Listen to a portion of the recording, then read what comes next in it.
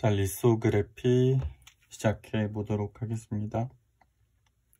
리소그래피는 다들 아시다시피 웨이퍼에 패턴을 새기는 공정입니다.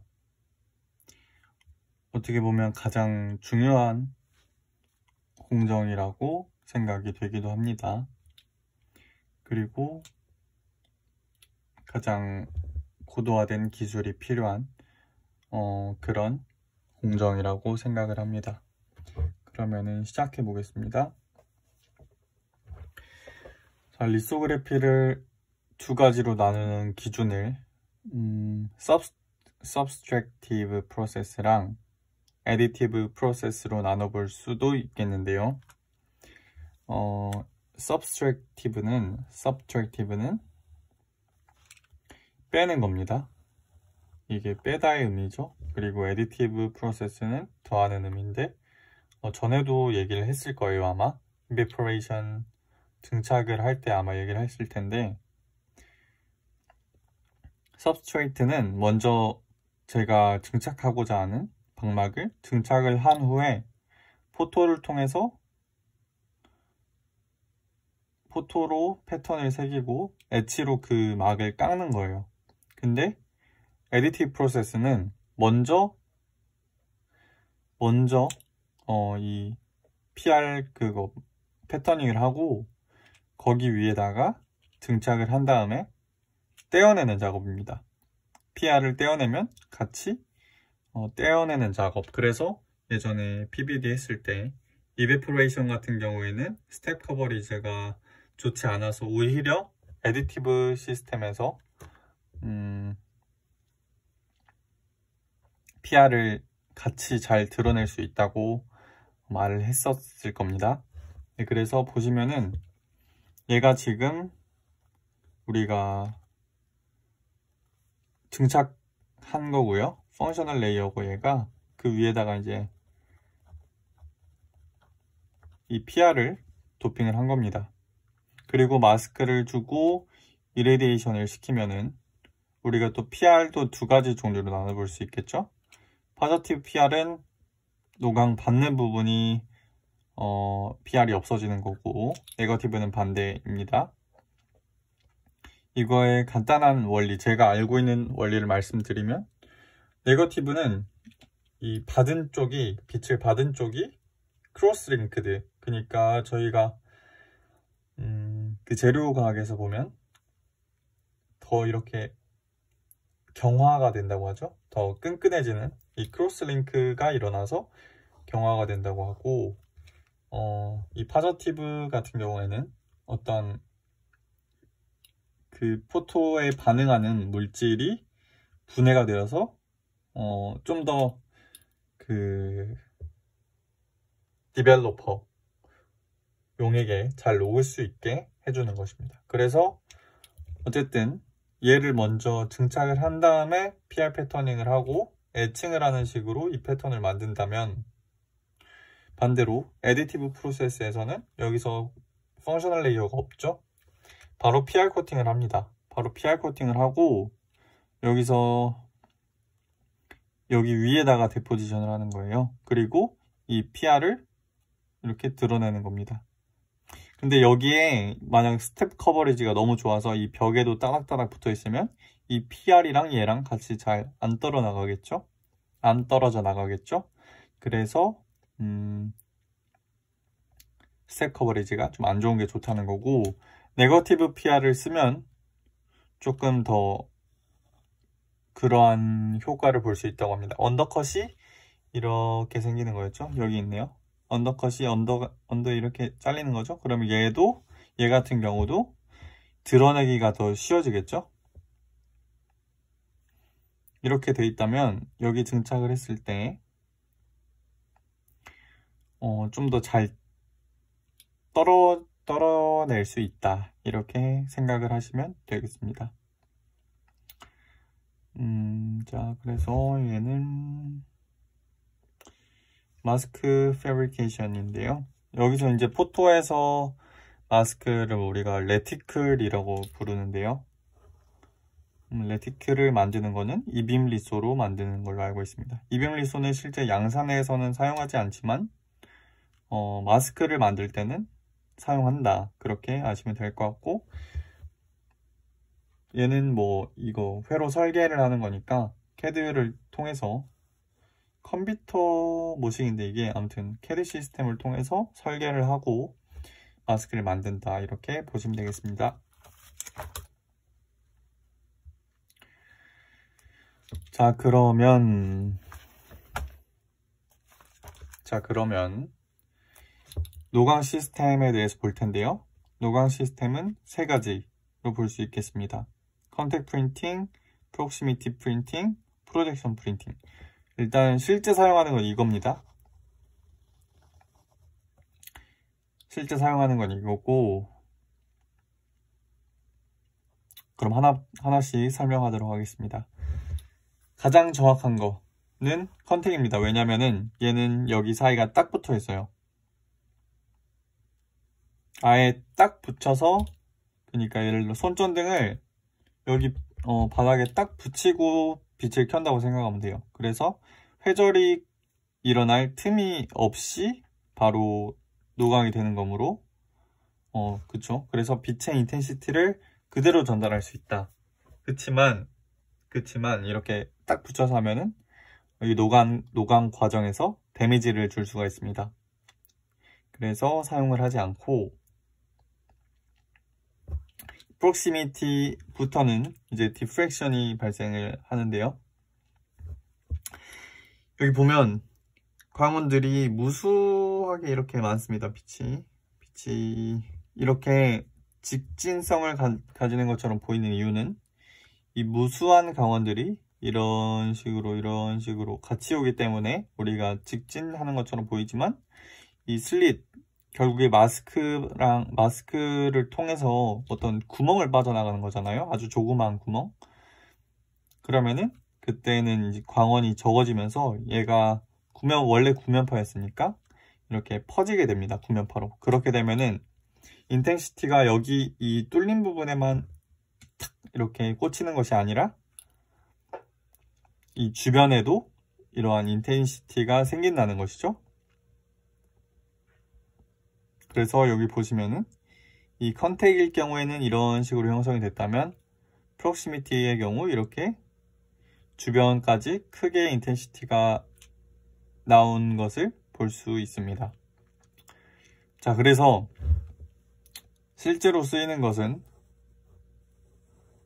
프로젝션이라고 보면 되겠습니다. 얘는 물론 디프렉션 있긴 있지만 한 번 더 이 렌즈를 통해서 추가적으로 빛을 모아주면서 좀 더 그러한 효과를 완화하고, 또한 여기서 한 번 더 패턴을 작게 함으로써 더 작게 패터닝을 할 수가 있게 되겠죠? 렌즈로 한 번 더 모아주는 거니까요. 여기 마스크가 있고 여기 빠져나온 얘를 한 번 더 모아주는, 그래서 얘가 사용이 됩니다. 그렇지만 이렇게 마스크에 있는 거를 더 작게, 마스크에 있는 것 대비 더 작게 패터닝을 하기 때문에 이렇게 한 번에 패터닝을 할 수가 없고요. 한 번에 패터닝을 할 수가 없고, 찍고 옮기고 찍고 옮기고, 혹은 이렇게 스캔하면서 찍는 식으로 스태퍼 혹은 스캐너 식으로 이렇게 한 번에 전부 패터닝을 하는 것이 아닌, 우리가 이 패턴을 찍고 이렇게 넘어가는 식으로 패턴을 하게 됩니다.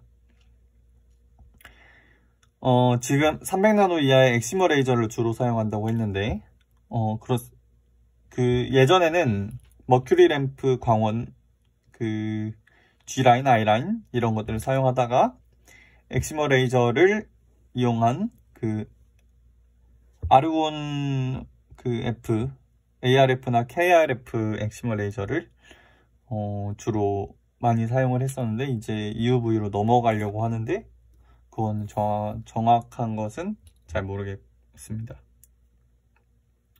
양산에서는 EUV 라인으로 바뀌고 있나요? 분명히 그게 들어온 근데 아직까지는 이 장비가 더 많겠죠? 아무튼 그렇습니다.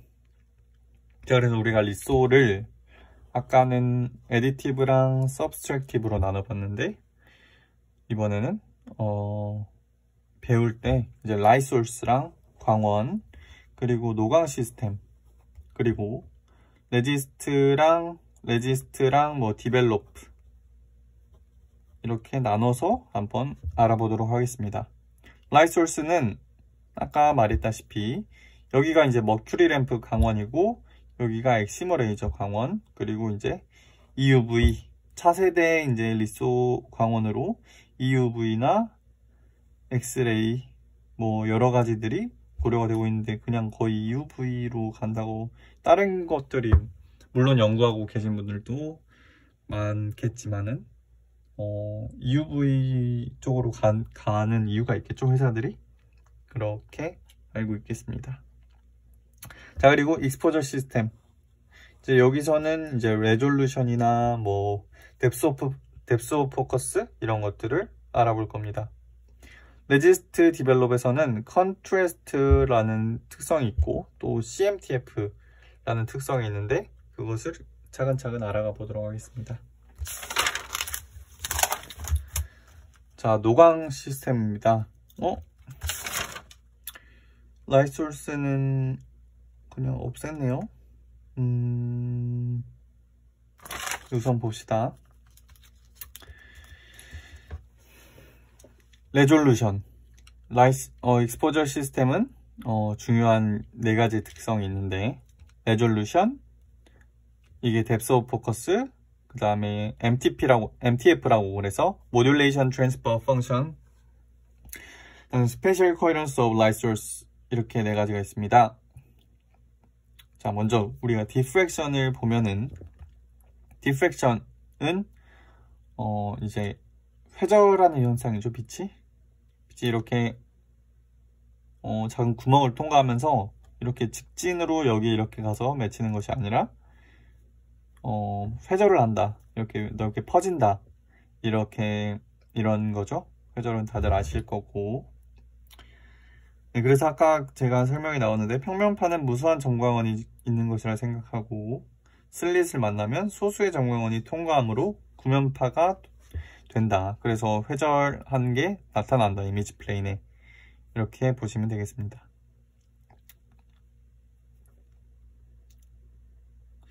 자, 그래서 이거는 아마도 그 프로젝션 프린팅의 어떤 모식도를 나타낸 것 같은데요. 광원이 있고 여기서 이런 컬리메이팅 렌즈라고 해서 먼저 평면파로 만들어주는 렌즈가 여기 있고 얘를 통해서 평면파가 된 애들이 들어간다. 들어가면은 이 마스크를 통과해서 회절이 되게 됩니다. 회절이 되게 돼서 이 위쪽에 가지고 있던 정보, 그러니까 이 마스크를 통과해서 얘가 온전히 어딘가에 꽂혀야 되는데 이쪽 빛의 정보는, 이 마스크의 정보는 잃어버리게 되는 거죠. 이게 우리가 레졸루션이, 해상도가 떨어지게 되는 이유인 거겠죠.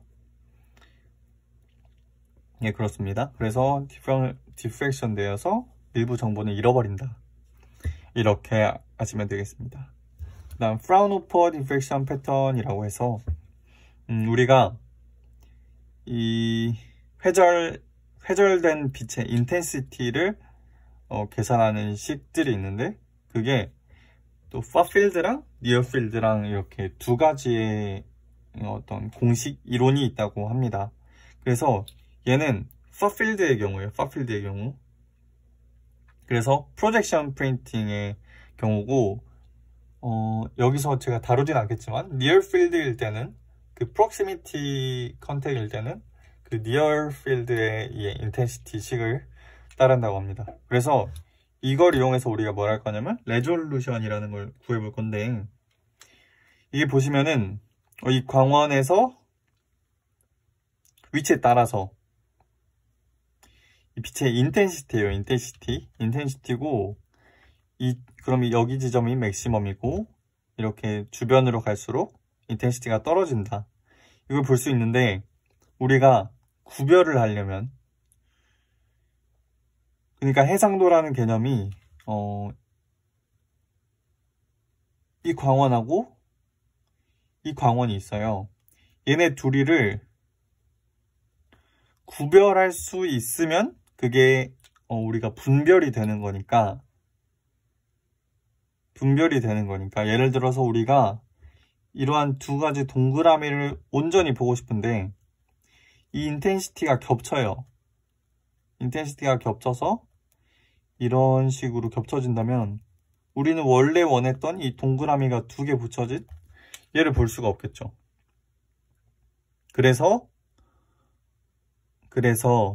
그리고 그러면은 이 한 광원에 대해서 여기가 이렇게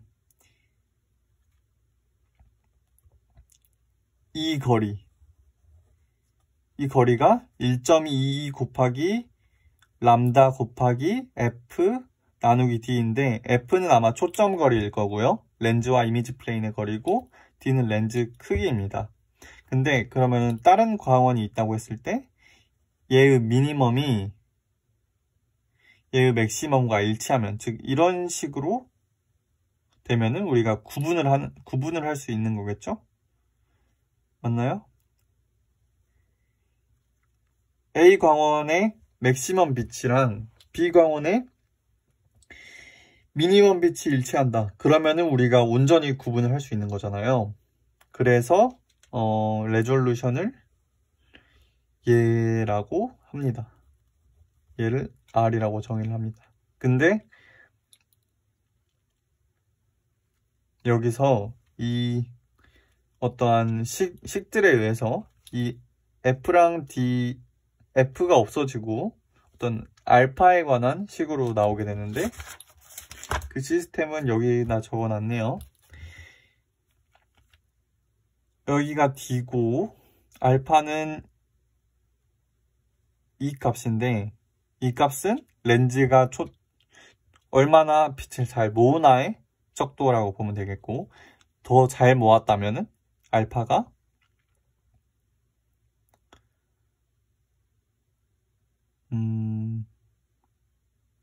더 커졌겠죠? 알파가 만약에 빛을 더 잘 모아서 여기서 모였다. 그럼 알파가 얘보다 더 크잖아요. 그러니까 빛을 얼마나 잘 모으냐의 척도고, 초점거리는 아까 말했듯이 렌즈랑 이미지 플레인의 거리였고, D는 어퍼처 사이즈. 그래서 여기서 얘를 이렇게 우리가 근사를 하고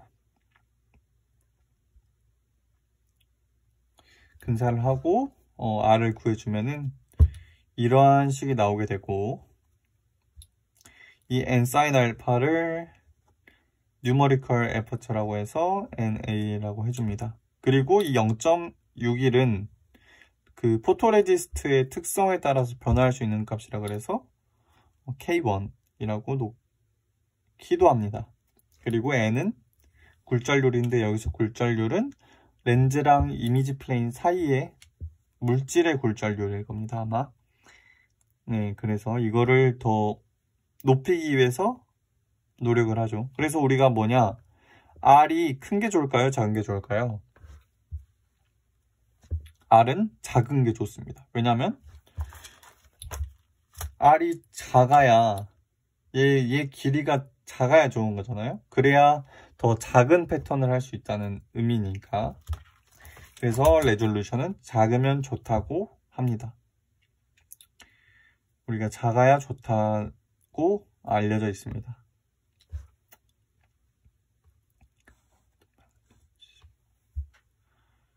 네, 그래서 보면은 우리가 그토록 광원의 EUV를 하려고 하고 뭐 다른 광원을 개발하려고 하는 것이 이제 패턴을 더 작게 하기 위해서, 패턴이 작게 하고 싶은데 이 레졸루션이 그니까 이 레졸루션이 따라오지 못하니까 광원을 줄여서 우리가 상을 제대로 맺히게 하려는 그런 이유로 우리가 파장을 계속 줄여나가고 뉴머리컬 에퍼처는 키우고 싶어 한다. 이렇게 보시면 되겠습니다. 자, 그리고 뎁스 오브 포커스를 볼 텐데, 뎁스 오브 포커스는 뭐냐면요. 여러분들 사진 찍어 보셨으면 아실 텐데, 사진이 이렇게 멀리 있는 데가 있어요. 이렇게 멀리까지 있어. 예를 들어서 이게 교실 앞이고 교실 뒤에요. 사진을 찍었을 때 여기에 있는 철수를 찍었다. 그러면은 뒤에는 초점이 안 맞죠. 그거를 생각하시면 되는데, 뎁스 오브 포커스는 우리가 초점이 어느 정도까지 맞는 그 범위가 있습니다. 그 완전히 초점이 맺히는 그 이미지 플레인으로부터 어느 정도 앞뒤까지는 초점이 맞는다고 보는 데가 있는데, 그 길이를 뎁스 오브 포커스라고 합니다. 그래서 이미지 플레인에서 포커스 맞는 최대 거리, 클수록 좋다. 근데 얘는 뭐냐면 뎁스 오브 포커스랑 NA는 반비례 관계예요. 반비례 관계. 그러니까 레졸루션이랑 반비례 관계인 겁니다. DOF는. 자, 그래서 여기 보시면은 네, 상이 여기가 상일 건데 여기까지 상이 맞는다. 그러면은 얘를 뎁스 오브 포커스라고 한다. 자, 그래서 어쨌든 레졸루션이 좋아지면 뎁스 오브 포커스는 어느 정도 나빠지는 것도 있다. 그래서 이거를 잘 조절을 하는 것이 중요하겠죠.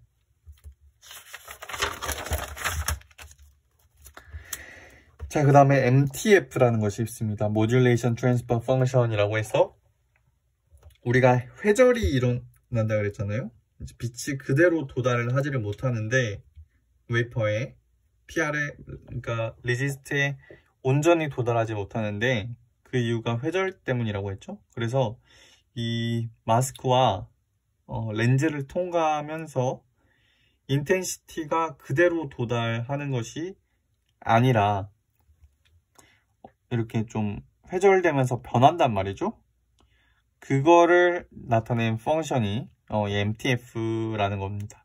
그래서 마스크에 있는 인텐시티가 디프렉션 되고 포커싱 되면서 얼마나 변하는지 보시면은, 우리가 완전히 붙여놓고 우리가 그 컨택 노광을 했다고 할 때는 이런 식으로 나올 겁니다. 여기가 마스크가 뚫린 부분이겠죠. 여기가 마스크가 뚫린 부분이고 이쪽은 마스크가 안 뚫린 부분. 그러니까 완벽하게 스텝하게 이루어지는데 그렇지 않다는 거죠. 이 부분이 이렇게 스텝하지 않고 이 옆까지 이 인텐시티가 분명히 있다는 겁니다. 자, 그래서 여기서 MTF를 정의하는 게 이 Imax랑 Imin을 이용해서 이렇게 정의를 합니다. 그래서 얘는 만약에 Imin인 게 제일 좋은 거죠. Imin이 0인 게 제일 좋은 거잖아요. Imin이 0인 게. 그래서 Imin이 0이면은 1이죠, MTF가. 그래서 MTF는 클수록 좋습니다. 자, 근데 보시면은 여기 피처 사이즈 분의 1이 있고 이쪽이 MTF인데, 그럼 피처 사이즈가 이쪽이 큰 거죠. 피처 사이즈가 클 때는 MTF가 더 좋아요. 근데 피처 사이즈가 작아진다. 그러면은 MTF가 안 좋은데, 그 이유는 피처 사이즈가 작으면, 즉 그 패턴이 작으면 이 디프렉션이 더 커집니다. 그러겠죠? 왜냐면 우리가 여기 구멍이 커요. 그러면은 좀 광원들이 많이 통과한다고, 저 아까 설명해 본 대로 설명을 하면 광원들이 많이 통과를 하기 때문에 디프렉션의 정도가 그렇게 도드라지지 않을 텐데, 하나가 통과를 한다 그러면은 그 피처 사이즈에 비해서 도드라지겠죠, 되게. 그렇기 때문에 스몰 피처의 경우 MTP가 안 좋다. 즉, 이 마스킹 패턴을 PR에 옮기기가 더 어렵다. 이렇게 보시면 되겠습니다. 그리고 마지막으로 노광 시스템에서 말을 할 거는 이 소스 코이런스인데 스페셜 코이런스 오브 라이트 소스. 얘는 그 빛이 도달할 때 완전히 반듯하게 도달하지 않고 조금 여러 방향으로 도달하는 정도, 그거를 말하는 겁니다. 그래서 예를 들어 여기에 그래서 마스크에 들어오는 빛이 얼마나 같은 각도로 들어오는지 이거를 나타내는 거고, 여기 광원이 점광원이 아니다 보니까 처음에 쏴주는 것도 점광원이 아니다 보니까 이런 식으로 어떤 약간의 차이가 생겨서 각도가 일정하지 않고 이렇게 들어올 수 있게 된다. 그래서 이 정도를 S라고 표현을 하고 D분의 S, 즉 D분의 렌즈 크기분의 이 광원의 길이를 이렇게 하는데, 그러면은 S가 0이면은 거의 완전히 코이런시가 지켜진 상태로 들어가겠죠? 0이면. 그렇습니다. 근데 여기서 이게 0에 가까우면 그럼 무조건 좋을 것 같은데, 우리가 이거는 실험적으로 어쩐 건지 모르겠지만 어쨌든 이러한 그래프가 있으니까 보면 피처 사이즈는 이쪽이 큰 거죠. 이쪽이 작은 거고. 근데 보면은 피처 사이즈가 클 때는 우리가 보지 맙시다. 피처 사이즈가 작을 때 보면은 S가 큰 거, 즉 코이런시가 더 큰 게 오히려 MTF가 좋아요. MTF가 더 크죠, 스몰 피처에서. 그래서 스몰 피처에는 오히려 레졸루션에 긍정적 영향을 주기 때문에 이 S를 잘 조절해서 0.0으로 그냥 쓰는 것이 아니라 0.5에서 0.7로 사용을 한다고 합니다. 되셨나요? 자, 그리고 여기는 아까 말했던 그 프록시미티 프린팅에서는 우리가 프라운호퍼 그 디프렉션을 사용하는 것이 아니라 프레스넬 디프렉션을 사용하여 이 어떠한 그 노광을 정의하기 때문에 이걸 실어 놓은 것이고요. 넘어가겠습니다. 자, 그럼 이제 마지막 디벨롭이랑 스핀 코팅 이쪽을 보겠습니다. 자, 우리가 레지스트를 증착할 때는 뭐 그냥 우리가 전에 사용했던 그런 것들을 사용하는 것이 아니라 스핀 코팅을 사용합니다. 스핀 코팅은 이렇게 돌려놓고 척에다가 고정을 시켜놓고 돌린 다음에 거기다가 PR 용액을 몇 방울 떨어뜨려서 코팅을 하는 건데요. 이거에 요인을 주는 게 속도, 그 다음에 시간, 그 다음에 비스코시티, 점성이 영향을 주게 됩니다. 제가 알기로는 이 만드는 회사에서 뭐 장비나 용액을 만드는 회사에서 얼만큼 하면은 이 정도로 두께가 될 것이다, 이런 매뉴얼을 제공하는 걸로 알고 있습니다. 그리고 포토리지스트는 빛에 노출됨에 따라 화학적 특성이 바뀌는 물질이고요. 파자티브가 거의 대부분 쓰이는데 네거티브는 그 스웰링 현상이라고 해서 어떤 공정 중에 좀 부푸는 현상이 있을 수 있다고 합니다. 그러면 안 되겠죠? 패턴에 도움이 덜 악영향을 주겠고, 얘는 독성이 강해서 잘 안 쓰인다고 합니다. 그래서 고전의 광원인 G라인과 I라인 이렇게 보면은 얘네는 PAC 그리고 이넥티브 레진으로는 노볼락이라는 애를 가지고 있습니다. 이 레진은 그러니까 뼈대 역할을 하는 거고 얘가 혼합물식으로 섞여 있는 것이죠. 그래서 이 노볼락 베이스 레진은 노볼락이라는데 노볼락은 원래 디벨로퍼에 잘 녹아요. 잘 녹는데 같이 존재하는 PAC 포토액티브 컴파운드가 얘가 그 디벨로퍼에 녹는 거를 방지해 주고 있다가 빛을 받으면 화학적으로 변화하면서 그 막아주는 효과가 없어지게 되는 거죠. 반면에 디우브 레지스트 우리 엑시머 레이저의 레지스트로는 PAG를 사용합니다. PAC 대신에 얘는 포토 애시드 제너레이터입니다. 얘는 빛을 받으면 산을 만들어요. 산을 만들고 얘가 촉매로 작용을 해서 그게 녹게 합니다. 디벨로퍼의 레지스트가 녹게 도와줍니다.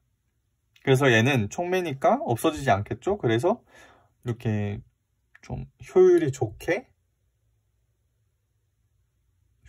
좋다고 배웠습니다. 자, 그래서 이거는 넘어갈게요, 그냥. 얘는 이제 DNQ 레지스트 PAC 이거를 보는 어떻게 되는 건지 과정인데, 이 DIMUV 쪽만 보겠습니다. DIMUV 보면은 폴리머 체인이 있고, 안 녹고 안 녹는 애들이죠. 근데 얘 PAG가 있다가 이 노강을 하게 되면은 얘가 애시드를 만들어서 애시드를 만듭니다. 그 다음에 포스트 익스포저 베이크를 해주면은 이거는 다른 역할도 분명히 있을 텐데 아마 역할 중에 하나가 이 애시드 촉매가 잘 작용할 수 있도록 온도를 높여주는 그런 역할을 합니다.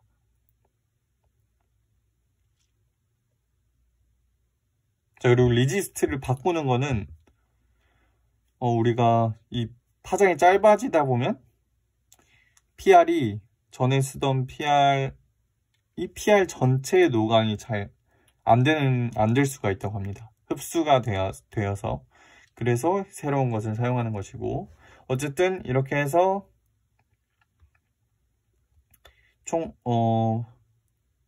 산을 만들어서 얘가 촉매로 작용을 하니까 얘를 녹이고 여기서 또 산이 생성이 되고, 그래서 연쇄적인 작용으로 좀 효율이 좋게 이렇게 녹게 만들 수 있다.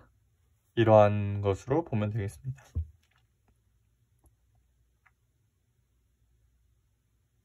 자, 그래서 애시드 촉매로 작용, 솔루블 컴포넌트를 디벨로퍼에 녹게 만든 파정을 낮춰 노강하다 보니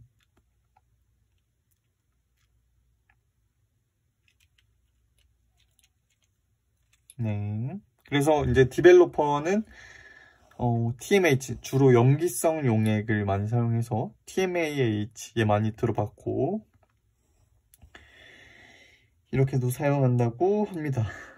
자, 그러면은 이 디벨로퍼의 특성에 대해서 마지막으로 보고 이제 다음부터는 다른 걸 할 텐데요. 자, 먼저 컨트래스트라는 겁니다. 컨트래스트는 이게 뭐냐면은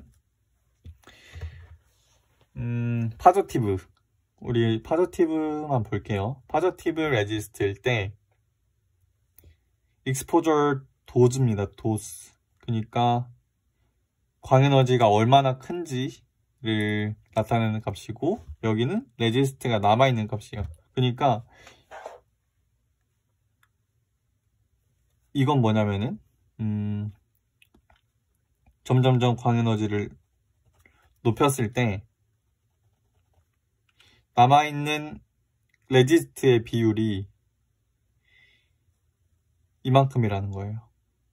즉 한 번에 싹 이렇게 레지스트가 다 디벨롭이 되는 것이 아니고 한 번에 싹 디벨롭이 되는 것이 아니고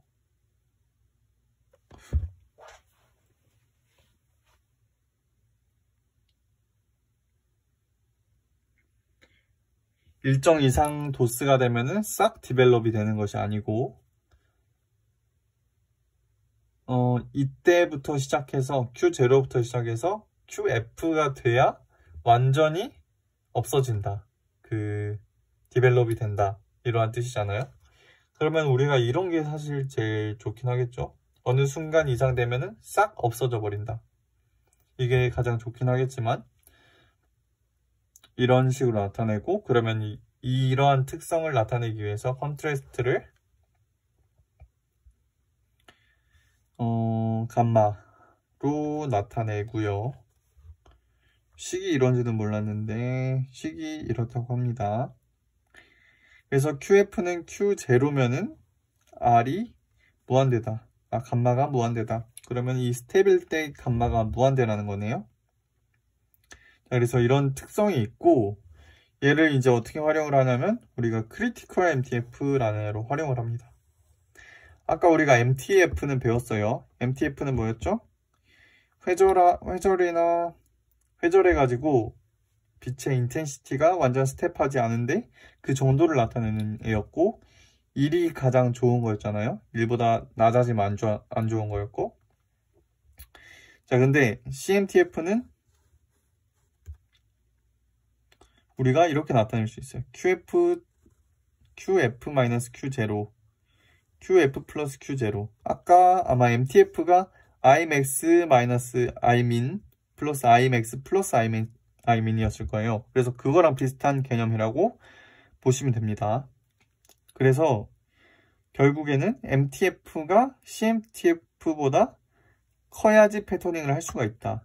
이게 무슨 말인지 보면은 자, 이거는 하이 MTP의 경우고 얘는 로우 MTP의 경우인데 스텝에 가까우니까 그런 거고요. 얘는 엣지가 그레듀얼하고 그러니까 여기 QF랑 Q0가 있다고 생각해 보세요. 그러면은 우리가 도스를 여기가 이 영역이 가로로 좁은 게 무조건 좋지 않을까. 왜냐면은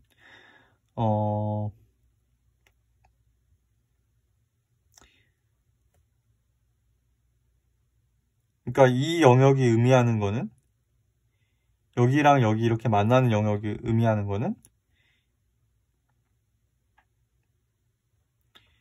이 영역에서는 이 영역이 여기랑 여기 사이잖아요. 이 영역에서는 완전한 게 없잖아요. 그러니까 완전히 녹는 영역이 없어요. 그러면은 그만큼 패턴이 애매모호해질 수 있겠죠? 여기 끝까지 이렇게 가면? 그렇잖아요? 맞나요? 그래서 이게 좁으면 좁을수록 좋은 거잖아요. 이 영역이 좁으면 좁을수록. 그러면은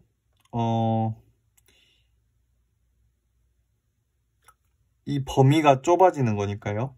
그러면은 더 패턴이 잘 될 수 있겠죠? 근데 만약에 MTF가 CMTF보다 많이 크지 못하거나 아예 작아버린다. 그러면은 애초에 얘가 여기에 이 QF가 얘 꼭 머리 위로 올라가는 거고 얘가 엄청 아래로 내려가는 얘의 민보다 아래로 내려가는 거기 때문에 패터닝의 의미가 없잖아요. 그래서 일단 이렇게 말을 하는 거고 얘가 많이 커야겠죠? 그쵸? 그래서 이렇게 되는 겁니다. 제가 설명했던 게 그런 거고 그래서 QF를 낮추는 것이 좋다. 낮춰서 똑같은 이런 와이드한 상황이더라도 얘가 낮아지면은 이게 샤프해지잖아요, 여기가. 그래서 MTF가 좀 낮더라도 CMTF를 그렇게 해주면은 우리가 패턴을 그래도 어느 정도는 할 수 있다. 물론 MTF가 큰 게 좋겠지만요. 그것을 설명하고 있는 겁니다. 자, 그래서 오늘은 일단 여기까지 할 거고, 다음부터는 이런 식으로 시스템이 있는데, 우리가 레졸루션의 한계를 극복하기 위해서 어떠한 노력들을 해 나가고 있는가에 대한 것을 다음 시간부터 올리도록 하겠습니다. 감사합니다.